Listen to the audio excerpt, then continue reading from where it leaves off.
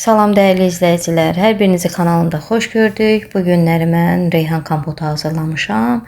Hazırlamaq üçün əvvəlcə qazana su qoymuşam, qaynasın. Burada qazanın miqdarını, ölçülü miqdarını daha doğrusu göstərirəm. 10 litrlik qazandı. Mən burada 9 litr su əlavə eləmişəm. Qoyuram qaynamağa. Yəni belə 3 balon belə deyək. Suyu qoyuram qaynamağa.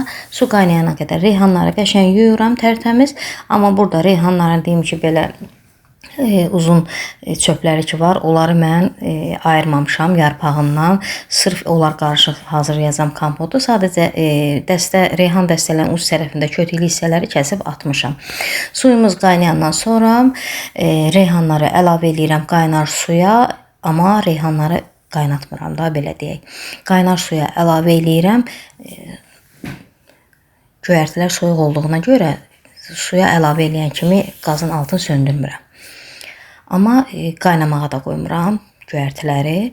Bütün reyhanları əlavə eləyirəm bu formada. Tam yarpaqlar qızışdı hiss eləyirəm. Yəni soyuqluğu getdi. Suyunu soyutmadı. Suyumuz elə qaynar qaldı. Belə də altını söndürürəm qazın. Burada suyuna baxın. Reyhanın suyu burada elə bil çirnil rəngdədir. Rəngin verməyib də suya. Bunun rəngin suya çıxması üçün bura limon duzu əlavə eləyirəm. Bir xörək qaşığı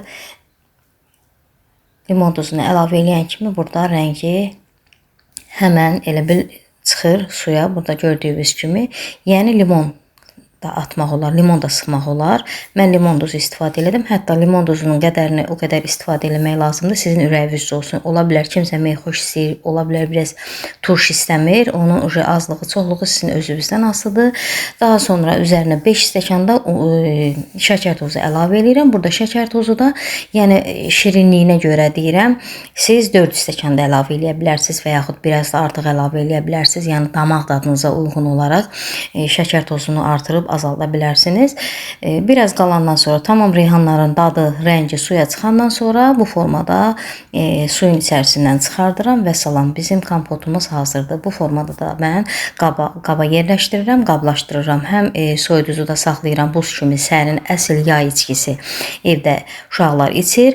Həm də bu formada qışa saxlaya bilərsiniz. Hətta bu reyhanların daha asan forması, balonlara reyhanı yuyub təmizləyəndən sonra balonlara reyhan yığıb, üzərindən şəkər tozu və limon dilimi və yaxud limon duzu atıb qaynar suyu süzüb içərisinə o formada da bağlaya bilərsiniz. Yəni bu da asan formadır. Sizə necə rahatdır o formada da hazırlaya bilərsiniz.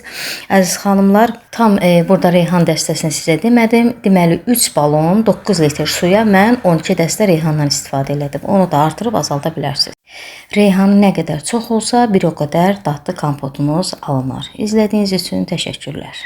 Bəyənməyi də unutmayın.